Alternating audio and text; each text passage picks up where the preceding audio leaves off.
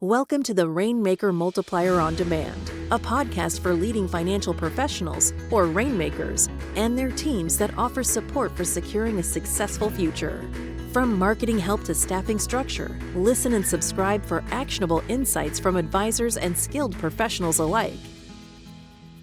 Hello, I'm Kirsten Schlumbohm, Vice President and Head of Annuity Sales at C2P. Over the past few years, I've had the pleasure of hosting dozens of episodes for our podcast, A Woman's Clarity, where we have focused on helping both women and men in the financial services industry reach their full potential by interacting with like-minded, strong, and motivated holistic advisors. We want to share the wisdom and expertise from these episodes with you. Please enjoy our subject matter experts as they bring you advice, tips, and insights to better serve female clients. Hello and welcome to A Woman's Clarity, a podcast by C2P. I'm Kirsten Schlumbohm, Vice President of Annuity Sales here, and I'm super excited to have our guest today. I guess I'm always excited. I love what I do. I love the opportunity of helping women in financial services. But I got the opportunity to hear Julie Pinkerton speak at the national conference for WIFIS. And I'm not going to lie, the most important thing I picked up from Julie, she's a dog lover, so you got to trust her. But no, Julie had a phenomenal organization called ClientFirst. So I want to take this opportunity. Julie, can you share a little bit about your story and how you got involved with financial services? Absolutely. I started over 30 years ago and came right out of college and went into financial services up through the insurance side. But I did get my securities license and started working with clients. And then I got lured over into the wholesale side. And one of the most important lessons that I learned during that period of time is that it's exactly the same job. The only difference is that who is your client? And so when I was in wholesaling, the advisors and producers were my client. And when I was client facing, obviously the public was my client. And I enjoyed doing that tremendously. Spent almost 20 years in my last position, moving up through all of the positions, finally ending up as a national sales manager, working with bridging the differences between financial advisors and insurance producers, and just loved it. So you've been a wholesaler, kind of like myself, but it wasn't where you started out in your career services. Or did you start initially in financial services? Like you knew this is where you wanted to be? I think like most people in our industry sort of fell into it. I had met my husband my last semester of school, and he wanted to be able to stay in that town to be able to finish his law degree. And so I started hunting for jobs in Central Texas at Baylor University. And some of the best jobs were from financial services. And so I was like, this is interesting to me because I wanted to be in sales. My degree was in marketing. My mother was very proud that I'm going to use my actual degree. And that's how I came to be in it. And I found out that I loved it and had a knack for it. So you're a Baylor graduate. Yes. I'm a Cyclone. So can we really talk here and get along? Yes, we can.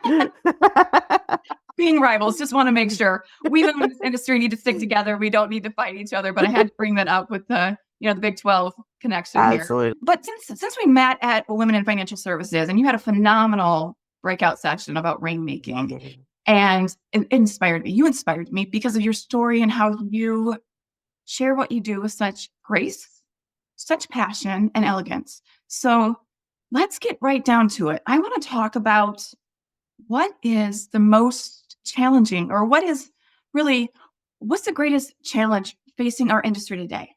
Absolutely. When you take a look and break down the industry, there are three basic problems. The first is that all advisors want to be able to grow their practices and scale them. The part they leave out a lot of the time is to do so profitably. They forget that part. But the second is that we have a lot of mature advisors in the industry, and they're suddenly realizing they want to be able to exit, and they're not able to do so because they haven't paid attention to the key components that go into their firm valuation. And then the third thing, the one that's near and dear, obviously, to our hearts, is that we need more women and minorities in our business. And there has been a great effort in the recruiting side of that. But unfortunately, it's almost like they come in the front door and they're going out the back door as quickly as they are coming in. And so we're having a problem with them sticking in the business, or obtaining that gravitas that they need to be able to really make their mark and feel comfortable about that. But when you put all of those together, those are all big problems. And when you put all of them together, there's a Venn diagram overlay that pops up almost immediately. And it's the same exact problem that every advisor has from day one in the business all the way to the very last day of the business. And that's new client acquisition. They've got to grow their practice by getting a good flow of quality referrals coming in the door. So, for women especially, our numbers are not growing, and there's a huge tidal wave of retirement assets coming down the pipeline in the next 8 to 10 years. Why do you think this is happening? Why are our numbers, and why is the DEI movement not growing as fast either? My personal research has shown me that the firms that are bringing in the most women are great firms. There's nothing, wrong about them, but they're very large firms. And in talking with so many different advisors, so many different women, so many different minority advisors, the thing that I have found is that we tend to excel in a certain size of firm. We do fantastic as solo entrepreneurs. We do fantastic in boutique firms up to 300 advisors. But you get much beyond that. And all of a sudden, you start running into some barriers that just exist in large organizations. And we can be as, let's see, what would be the right word? We can be as attuned to those as we possibly can, but it's just literally the nature of a large organization, the personality changes. And so it makes it very challenging to still be, you can be as many women as we have, but still be the only woman in the room and to be able to speak up and utilize our voices the way that we want to. So my goal with my company, Evozen, and our ClientFirst platform is to be able to help elevate, to be able to see these women, all these wonderful women that are already in our organizations, Mhm. and to be able to help them succeed in those smaller organizations instead of just being funneled into bigger and bigger groups. And I think that was one reason I was very attracted to everything you were sharing at the conference. And as we talked more about what you do and how you do, because here at C2P, I was given the opportunity to start a Women's Clarity to help educate our advisors, speak the language of women, and grow our footprint to help not only clients, but female advisors grow in this business. Because without a plan and without a path to run on, we see women trickling out of our system. So I think it's amazing with what you do because you do a really good job. Like everybody thinks they're great at networking, right? We all think I can go to an event, I can have a cocktail, I can talk to so and so, but that's where it stops. So let's talk about networking and how you make it different and how you make it, for, in my opinion, better. We're never really taught the right way to network. Let's start out with what do we do wrong so we can get better. Absolutely. The it's true. We go into a conference and we think, hey, we've got a stack of business cards, we can shake hands, and we're going to, be able to successfully meet all the people that we're supposed to meet to be able to grow our business. And then we take our business cards home. We really don't do a whole lot with them. We kind of look at them and we're trying to remember what they'd look like, the whole process. And all of this goes into the intentionality. We A lot of the network that we do is very reactive. We may go to a networking event and we feel like that's proactive, but in reality, what you want to be able to do is to go to that event knowing who you're going to meet Mhm. and work to be able to actually create a connection there. Then, take some notes, fill in those notes, do all the follow up work that's necessary. Mhm. And then you have something to be able to build on. Otherwise, you're just another, name and a face and a handshake in a sea of crowd. I'm just another business card in their email arsenal. And then I'm getting these emails that mean nothing to me because I don't remember what we talked about and they're very generic. They don't inspire me to have a conversation. Whereas, take for example, when we met at WIFIS, well, first off, you talked about your dogs. You have yet dogs. Let's make sure that we give Let's honor to be your clear. dogs. Your, your beautiful rescue pups. But from there, we had a conversation on the art of rainmaking. You shared your story. You piqued my interest. we exchanged information, and then we decided to connect afterwards and not just be another sea of faces and crowded faces, because Absolutely. we saw the value and what each other brings to the table. And I think Yes. that's scary. I think people find that to be a little bit intimidating. Maybe scary is not the right word. Because what if you didn't remember me? What if you didn't have a good poker face and you're like, who are you? You know? It is But scary to put ourselves out there. And a lot of people don't realize, yes, we're in a service business. We're out there helping people and talking to people all the time. And yet, realistically, we're an industry full of introverts. And so we're able to put on our social faces and go out and be able to have a really good time. But at the same time, it's very challenging for us to be able to do that. And so that's why I say, having that intentionality is a good way because you've already, in some regards, broken the ice. One thing that I now do at conferences is to actually take a picture of the person with their name tag. And it's funny because a lot of us are very visually oriented. And as soon as I look at that picture, I can remember the entire conversation so much better. it's such a good tip and a trick that we can use going forward. And we are a little bit more introverted. If I hadn't stayed in college, I was going to quit after 2 weeks because I was so shy. Oh I my. wouldn't be where I am today if I hadn't pushed through my own personal limitations or my own imposter syndrome, because we deal with that a little bit more frequently than men do, but men also experience it because we want to make sure that we're putting the right foot forward and we don't want people to see through the cracks. But in our vulnerability, we can build better relationships Yes. and build a better business. And I love that because I think that together we can do a lot more. And the fact that we talk about this and we get together and we say, what can we do better? And you share that little tips like that for the introvert that says, I'm a little bit nervous. I've never done this. I share with the younger generation, well, when you're at a networking event, meet 5 new people and learn one new thing about them that you wouldn't have asked. So try to figure out something to set you apart and to learn about them. Because if you go back to what people like, they want to be remembered. They want you to remember their name. The sweetest thing they hear is you saying their name. So it's part Yes. of the networking and understanding that people want to know that you hear them and know them. Yes. So, but now we're talking about networking and how do we get in front of more people or how do we network? Your platform is pretty phenomenal. ClientFirst. Yes, I've been out there snooping. I've been looking at your LinkedIn. I've been looking at your website. I did my research. But how does ClientFirst make life easier for financial professionals? Thank you for asking that. I appreciate it. Client First is unique out in our community. And the reason being is that first, there's a couple of reasons. First of all, geography no longer matters. In our post-pandemic world, you no longer have to just work with somebody who's 5 miles up the road. The key is that you want to be able to introduce to your clients or as a client, find a professional who's the best at taking care of that particular problem and who can work with you. And so it's important to be able to find people. And as we have talked previously, one of the things that I've seen is that women are hidden in our business. And so to be able to elevate our profile so that we can be found is a very important component of one of the things that we do. And so we differ because it's very easy for a CPA to recommend another CPA to a client.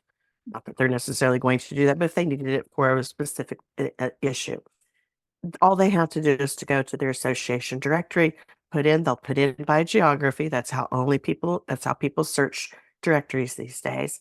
And they'll come up with a name. And, hopefully that's a good fit for the client. Maybe it will, maybe it won't be. But if they're going to find the best possible person for that, obviously that could be in another state. Well, how are they going to find that person? Because they're not able to search other than, over 100 miles. What we're able to help professionals do is to not only search on geography, because that is important from a regulatory standpoint, but to be able to search on credentials, experience, niche or niche marketing, depending upon how you like to say it. Other credentials, do they have certain professional designations? Do they speak a native language that the client prefers to speak in? That can be very important. And all of these things are ways to be able to create a better fit for that client, truly putting your client first, that fiduciary requirement to put their needs ahead of yours, as well as that you have that ability now to be able to make that connection, which ties that client more closely to you because they see that you were responsible for bringing that person to them. And guess what? You can do that in less than 90 seconds. So how is your platform different? I've mentioned LinkedIn, that I went out to LinkedIn, I looked at your profile. I did get the opportunity to meet you first, so I knew that you were authentic and I Hmm. knew what you did and what you do. But we were talking about this earlier before we started recording. Is like I kind of paused on posting on LinkedIn because all of a sudden it was a dating website. I was getting spam emails, sometimes not feeling safe when people ask me questions. Right. So, how are you helping foster a safe community for financial professionals and women and those and minorities? Yes. First of all, one of the things I talk about is that for a lot of people, we are LinkedIn without all of those spam emails for dating, franchises, cryptocurrency, all of those usual things that our inboxes flow in from some of these social media sites. But we also go into this, every person who is in our community goes into this with a certain level of, basic knowledge of understanding. First of all, the elephant's out of the room. We're all there to network and help each other find business. Okay. So we've got the right purpose in front of us at all times. The second is that we are fully diverse. So it's amazing how when people are doing the things that they're supposed to do on a regular basis, you do have that level of comfort because you know what to expect. It's consistent. Every time you come onto the platform, you know the experience that you're going to receive. It's consistent.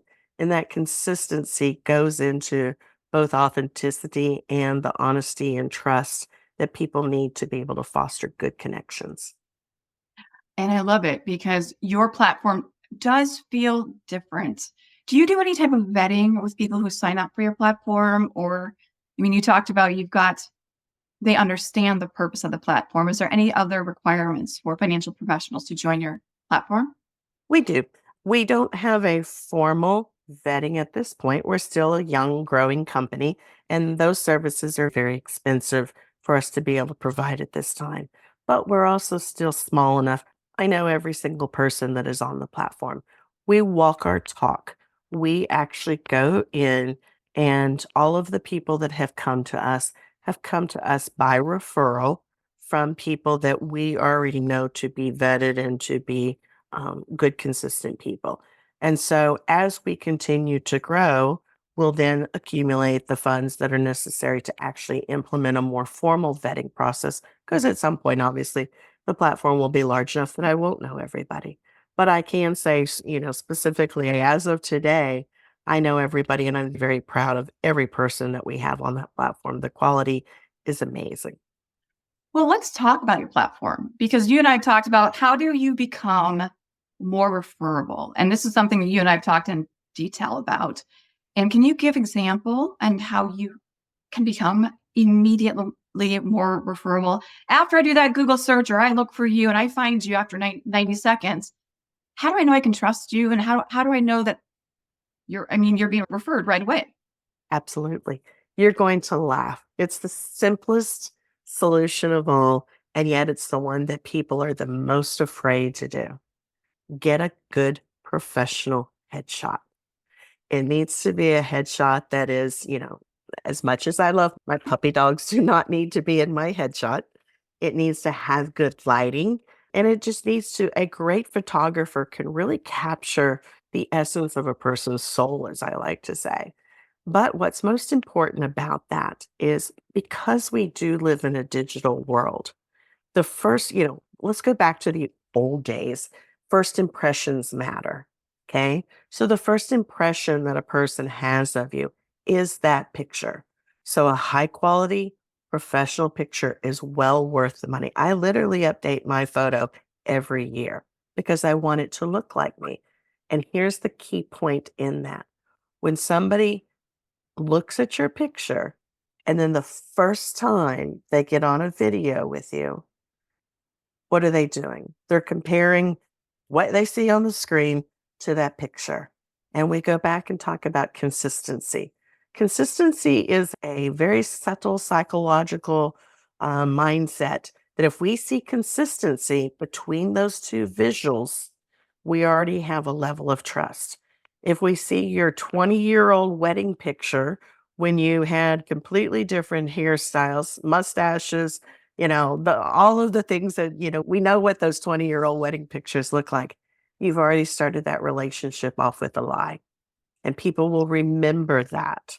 And they'll always have a level of distrust. So getting a good professional headshot and putting it on there, I believe that they say that 21 times more likability if there's a good headshot on there.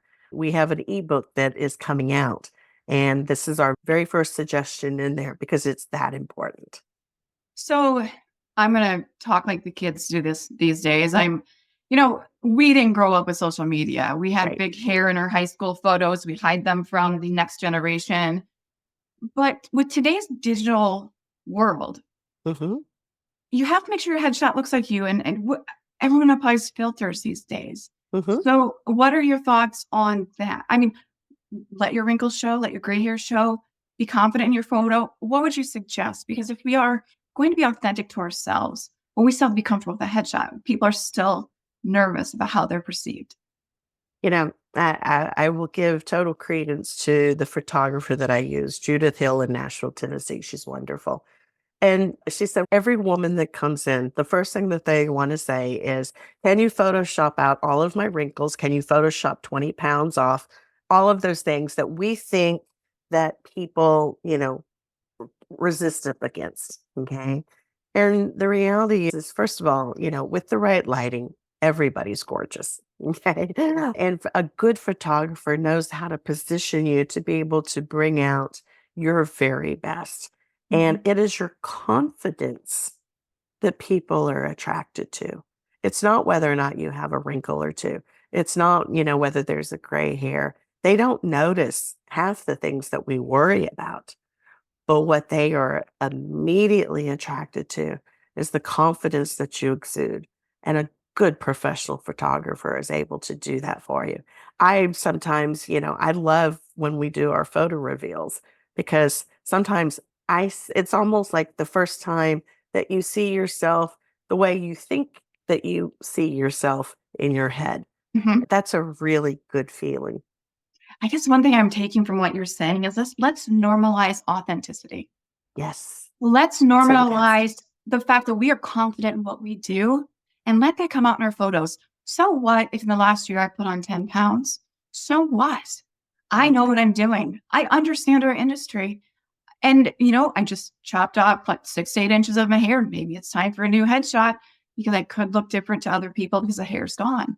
But let's normalize authenticity. But let's be confident in what we do. I love that. Yes. I mean, it just speaks to my inner, it quiets my imposter syndrome, I guess, when you're speaking about that. So I'm hoping if there's one thing people can take from this conversation today is be confident in your skill set. Let your light shine. Don't let anybody else dim it out. That sounds like I love that. It does. I love that. But I want to go back to one thing after I just went on my little song rant. You're dropping an ebook. Do you want to Yes, maybe I am. share a little bit more about that? Because I always love, I'm not going to lie, I'm a nerd. I love good content. I love to read other people's thoughts and learn from them. But this is coming down the pipeline really shortly, correct? We wanted to be able to do something a little more in depth, but at the same time to be a quick and easy read. I'm in the process of writing a much larger book, a regular book. It's called Blink because life is not neat and clean. And so in creating this ebook, it puts me in the genre of continuing to be able to write. I write for US News and World Report, and it's a very different kind of writing to be able to bring all that together. So this ebook was my way of being able to talk about some of these things, like getting a professional headshot, how to become more referable. We want you to be a national referral magnet. That's the name of our book, because we want you to be able to have this energy and enthusiasm to be able to attract, because it is that magnetism between people that does that. And so we wanted something just very short and simple that people can download and have to be able to immediately put into effect. And we hope, obviously, that people are excited about it and want to come see what the rest of our community is all about. I'm excited about that title. How to Thank you. become a national referral magnet. Yes. I'm not gonna lie, I'm drawn to that because I'm like, I always think about how can I do things better with C2P for C2P and for my advisors. And I love that because I think sometimes we shy away from, again, shining and letting our authenticity and our knowledge shine through. So I'm really excited to see that come through. So I can't wait to get a Thank you. sneak peek. Thank But you. can you share your website as well? Because when I was out snooping, doing my Mhm. due diligence on your company, you've got some phenomenal blogs out there for advisors and financial professionals to help with a lot of things that you talk about with networking, finding your niche, helping with retirement, networking with CPAs. Do you mind sharing that? Absolutely. My website is www.clientfirst-evozen, evozen.com. And when you go there, if you go to the blog site, you're going to find all of the articles that I've written for US News and World Report, as well as we have a white paper on how to work with CPAs. And, we get pretty in depth. For instance, a lot of financial advisors will go to a CPA and basically said, open your book and I'll find business for both of us. That's not the way to do it.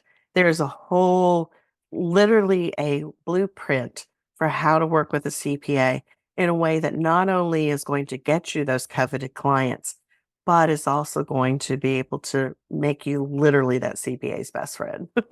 I think, and that also brings us back to C2P. One of our top courses that we have is tax management journey and being a tax planner and helping our clients. But that white paper and what you do to marry CPAs and financial advisors really helps our advisors help their clients and network with a great group of financial professionals with the CPA. So Absolutely. I love it. So hopefully people listening take the time to go to your website, do a little snipping like I did, and get some great content and see what a great site you have. But as Thank we're you. wrapping up, I always like to make sure that, we talked about a lot of different things. We talked about networking. We talked about client first. If somebody's listening today and you had to give them one place to start, help them change their networking or enhance their COI besides getting a new headshot, what would you encourage them to do? I think the most important thing is that we just have to recognize that some of the things that we think we know, sometimes we really do need to go and learn how to do that. This is peer to peer networking. It's the fastest, most economical, and most profitable way to get the highest quality clients. And people aren't doing it because they are afraid to put themselves out there. And we can show you that it can be very simple to be able to do that in an easy way so that you're able to do that. And if you're going to, once you've got your headshot, the next thing is to take an inward look at your firm. And how can you create I still say niche market so that you can become extremely referable. I use an example all the time about going back to our dogs. If I want a picture of my dog, I want to use a dog photographer. There's 40 different kinds of photographers out there. And if I say, do you know somebody who is a dog photographer? Boom, immediately you can bring somebody to mind.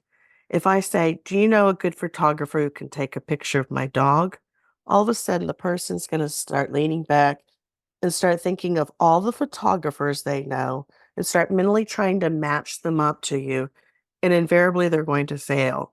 And so they'll give you the name of 3 people. And that's not the kind of connection, that's not the kind of referral network that you want. You want that instantaneous, oh yeah, I've got the right person for you. And that marketing aspect is a great way to do it. But you can go down a whole rabbit hole with that, which we love to do, but obviously we don't have the time to do here. Well, I love it because ClientFirst is a phenomenal platform. So please go out and look at it. Thank If you. I'm going to take anything away from today, Julie, and I am going to get a new headshot to make sure I'm referable and I'm Good. authentic to who I am.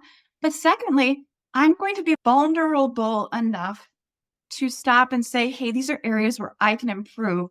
I might not be a subject matter expert here. Let me reach out to XYZ. So together we grow and our business grows, and we do engage more women in the industry and more female clients. And it just becomes a better industry for all. And that just makes me so excited and gives me chills. Well, I love it. Thank you. Julie, thank you so much for being here today. For those of you listening, I hope you check out Julie's website and her ebook when it comes out. I know I will. So Julie, thank you for being here. Thank you for giving us your time. You're welcome. Thank you. Appreciate And it. for those of you listening, whatever you do today, make it a great day and get a new headshot. Thank you. Thanks for tuning in. This podcast was brought to you by C2P, an organization whose purpose is to educate, train, grow, and support holistic financial advisors so families can achieve true prosperity. Never miss an episode by subscribing now to discover new resources and strategies. Visit c2penterprises.com to learn how we can help scale and secure your business. At the time of delivery and any subsequent publishing, information was deemed reliable, but is subject to change by the time of listening or viewing. The contents of this piece include options and projections of C2P, are subject to change, and are for informational purposes only. The information provided in this presentation is not intended to be individual investment, tax, or legal advice.